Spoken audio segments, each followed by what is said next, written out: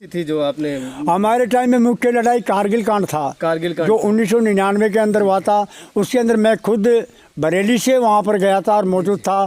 आंखों देखी ये हालात है कारगिल की। जब हमने देखा तभी हमने जाना कि फौज में क्या होता है क्या नहीं होता। दोस्तों, आज हम पहुंचे हैं नागौर जिले की पंचायत समिति परबतसर में। एक गांव है देवली। दोस्तों, देवली गांव हमारे नागौर जिले की सैनिकों की नर्सरी है। तो हम यहाँ पर पहुँचे और एक सैनिक है, पूर्व एक्स आर्मी मैन, उनसे हम बातचीत करेंगे और उनके जीवन के बारे में जानेंगे। तो पहले तो आप अपना नाम बताइए सर। मेरा नाम नाथू सिंह राठौड़ है। मैं नायब सुधारी से रिटायरमेंट हूँ। 24 साल में आर्मी के अंदर ASC करके महकमा है, उसके अंदर सर्विस करके रिटायरमेंट ले चुका हूँ। जी सर, आपकी जो प्रारंभिक शिक्षा दीक्षा है वो कहाँ पर रही हुई? मेरी प्रारंभिक जो शिक्षा दीक्षा है पुणे के अंदर, मैं फादर के साथ रहता था, वहीं मैं 8वीं तक। तो सर, आर्मी के लिए आपको किन को देखकर आप इंस्पायर्ड हुए? मतलब मैं, मेरे चाचा, दादा, परदादा जो भी थे वो आर्मी के अंदर ही सर्विस करते थे। पिताजी है वो भी पहले लोनवाड़ा स्टेट आर्मी थी, उसके अंदर सर्विस कर चुके थे। फिर गुजरात पुलिस के अंदर, उसके बाद में पुणे मिल के अंदर सर्विस लग गए थे। इसलिए हमारा पूरा जो ख़ानदान है वो पूरा आर्मी के अंदर ही है। जैसे राजरेफ हुई, ग्रेनेडियर हुई, ASC हुई, ये इन महकमों के अंदर पूरा परिवार ही। और आज तक भी मेरे परिवार के कम से कम 8-10 आदमी आर्मी के अंदर सर्विस हर साल, मतलब कोई नेवी है, एयरफोर्स है, CRPF है, BSF है, इनमें सालाना 5-7 आदमी सर्विस ज्वाइन कर रहे हैं। फिलहाल 2-3 लड़कों का नाम आज भी है जो टेस्ट बाकी है उनका। वो टेस्ट कब होगा, क्या होगा, सरकार मायने में, सही मायने में अगर कहा जाए तो बिल्कुल सैनिकों की नर्सरी है ये गांव। और यहाँ से बिल्कुल हर साल जिस प्रकार से नर्सरी के अंदर पौधे तैयार होते हैं, उसी प्रकार से यहाँ इस गांव में देवली से मतलब सैनिकों के पौध तैयार होती है। फिर वो जाकर सेना में वहाँ पे हमारे देश की सुरक्षा। हमारे गाँव के अंदर सेना के अंदर जाने के लिए जवान बहुत है, स्कूल में भी बहुत है, मगर यहाँ सुविधाएं कम है गांव के अंदर। जैसे कि स्टेडियम हुआ या और कोई बच्चों के लिए, मतलब दौड़ के लिए ट्रैक वगैरह हुआ या जिम वगैरह हुई या और कोई चीज़ हुई से। मतलब इस गांव में लगभग एक्स आर्मी और प्रेजेंट टाइम में आर्मी या एयरफोर्स किसी भी सेना में हो, मतलब कितने लोग रहे हैं मतलब अब तक? मतलब कम से कम 40 तो लेटेस्ट आर्मी के अंदर अभी भी मौजूद है। दे रहे हैं। और CRPF, BSF या एयरफोर्स, नेवी इसमें अलग है, पुलिस में अलग है। और कम से कम हम 100-150 रिटायरमेंट है। जी जी। तो ऑनरी 300 और ऑनरी कैप्टन ले लो, आप नायब सुधार ले लो, हौलदार ले लो, चाहे सिपाही ले लो, ऐसे करके 150-200 आदमी फिलहाल मौजूद है गांव के अंदर रिटायरमेंट। तो मतलब अच्छा ट्रैक मिलेगा तो 15-20 युवा सालाना जाना शुरू हो जाएंगे। 17-18 साल जो भर्ती होने लायक है वो बच्चे भी दौड़ कर सके। तो स्कूल लाइफ से भी अगर ट्रैक बन जाए या ग्राउंड बन जाए ना, जगह है हमारे पास में, मगर सरकार की तरफ से ध्यान देता है ना जगह। किसी का ध्यान नहीं है। बच्चे भी आगे खेल में भी, स्कूल के अगर बच्चे हैं वो खेल में भी ध्यान दे, दौड़ में लो, कबड्डी में लो, खो खो में लो, चाहे किसी में भी लो, वो भी आगे बढ़ने के कोशिश में रहते हैं। किस सन में आपने आर्मी ज्वाइन की?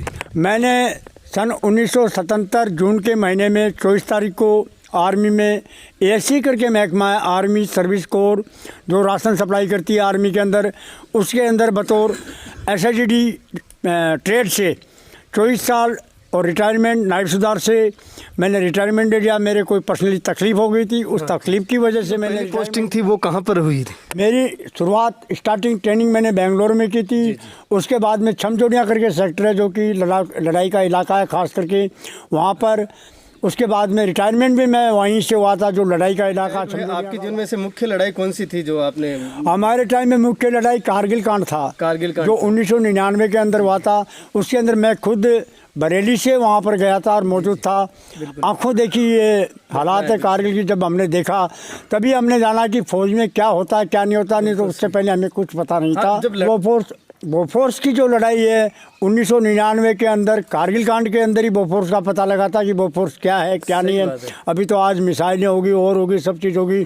उस टाइम वाजपेयी जी के टाइम में बोफोर्स पहले तो बदनाम हुई थी कांग्रेस के टाइम में, लेकिन बोफोर्स ने जिस टाइम 1999 की कारगिल कांड में क्या है कि इतनी टेक्नोलॉजी नहीं थी। और उस समय जो मतलब आज तो मोबाइल फ़ोन चल रहा है, तो उस समय क्या मोबाइल फ़ोन नहीं था? तो आप घर पे मैसेज मतलब कैसे करते थे? हमारे घर के ऊपर मैसेज, एक तो टेलीग्राम व्यवस्था थी जो कि कमांड में या डिवीज़न के अंदर, जैसे कारगिल कांड हुआ था उस टाइम हमें मतलब एक एक दिन या एक एक घंटा मिला था कि जाके अपने अपने घर पे समाचार कर दो। तो वहाँ से हम जाते थे, सिग्नल डिपार्टमेंट एक होता था, उसके पास में सुविधाएं होती थी। वो हमारे तहसील में या टेलीग्राफ ऑफिस में या गांव में कोई अगर रेड लाइन है, हाँ, रेड लाइन। उसके अंदर ये बातें पहुंचा देते थे और घर के समाचार पहुंच जाते थे। हाँ, हाँ। आज तो सिक्योरिटी भी कुछ नहीं है। उस टाइम एक लाल लेटर, एक ग्रीन लेटर, 2 लेटर होते थे। ग्रीन घर में लिखने के लिए, लाल अपने कहीं भी लिखने के लिए। वो सेंसर होता था बाकायदा। हम वहाँ के सीओ साहब का या एडजुटेंट साहब का या हमारे हौलदार मेजर का या हम किस जगह पे, ये भी साबित नहीं करते थे। आज तो पता नहीं कहाँ सिक्योरिटी है, क्या है। नहीं, जैसा कि आज मतलब जब आज तो कहते हैं कि जब किसी की शादी होती है तो मतलब वहाँ एक सुना है कि वो अपने जो लेटर भेजना पड़ता है, जो विवाह का कार्ड होता है वो, तो उस समय में मतलब कैसे छुट्टी मिलती थी जब शादी वादी होती थी? वही टेलीग्राम के थ्रू, बाकी और कोई टेलीफोन तो था नहीं। टेलीग्राम देते थे कि बेटे तेरा बाप मर गया, तेरी माँ मर गई, तेरी शादी है बहन की, तो हम जाके शिव साहब को बताते थे। अब किसी की तो छुट्टी बाकी रहती थी या नहीं रहती थी, फिर भी कई अफसर ऐसे होते थे कि जो कि एडवांस लीव अगले साल की 1 महीने की, 10 दिन की, 15 दिन की वो छुट्टी दे के भेजते थे। सही बात है। कोई भी अफसर है कभी भी जवान का बुरा नहीं चाहता। उसके अंदर काफ़ी सुविधाएं हैं। उस टाइम कोई सुविधा नहीं थी। बॉक्सा सिर पे, थैला सिर पे, आज तो एक हैंडबैग लटका लिया और अपना ये कौन सी चली आजकल डिजिटल टाइप, हाँ, हाँ। फ़ोन में पैसा है। अगर हमने पैसे भी लाने भेजने पड़ते थे तो जेब में लेकर आते, तो किसी की जेब कट गई, किसी का कुछ हो जाता था। आज जो बातें बताइए, बहुत ही शानदार बातें बताई है। और जो इन्होंने ये बात बताई है कि हमारे गांव में ट्रैक नहीं है, अच्छा हॉस्पिटल नहीं है, बिल्कुल सैनिकों का गांव है, एक सैनिकों की नर्सरी है। बिल्कुल जो भी गवर्नमेंट शासन प्रशासन बिल्कुल सर की बात को सुने। जय हिंद, जय भारत।